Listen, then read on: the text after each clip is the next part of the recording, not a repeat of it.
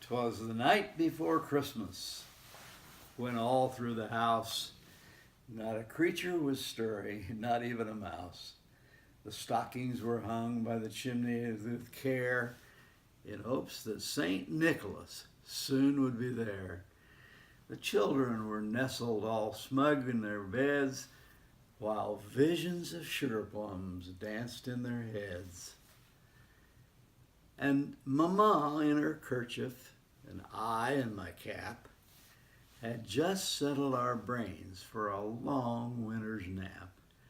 When out on the lawn there arose such a clatter, I sprang from my bed to see what was the matter. Away to the window I flew like a flash, tore open the shutter, and threw up the sash. The moon on the breast of the new-fallen snow gave a luster of midday to the objects below.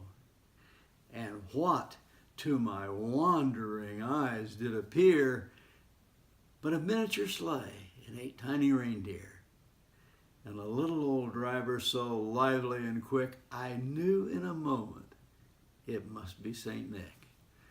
More rapid than eagles his coursers they came. He whistled and shouted and called them by name.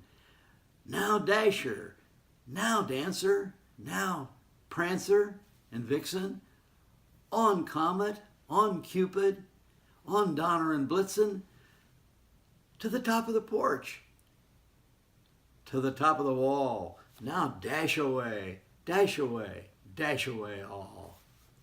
And then in a twinkling, I heard on the roof the prancing and pawing of each tiny hoof. And as I drew in my head and was turning around, down the chimney St. Nicholas came with a bound. He was dressed all in fur, from his head to his foot, and his clothes were tarnished with ashes and soot.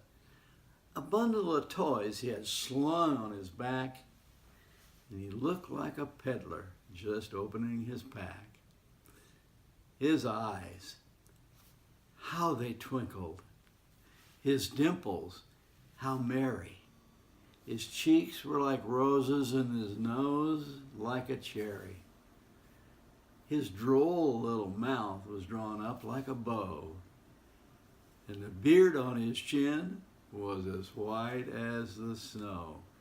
A stump of a pipe he held tight in his teeth, and the smoke encircled his head like a wreath. He had a broad face and a little round belly that shook when he laughed like a bowl full of jelly. He was chubby and plump, a right jolly old elf, and I laughed when I saw him in spite of myself. A wink of his eye and a twist of his head soon gave me to know I had nothing to dread. He spoke not a word, but went straight to his work, filled the stockings with toys, and turned with a jerk, and laying a finger aside of his nose and giving a nod, up the chimney he rose. He sprang to his sleigh and to his team gave a whistle, and away they all flew like the down of a thistle. But I heard him exclaim, ere he drove out of sight, "Merry Christmas to all, and to all a good night."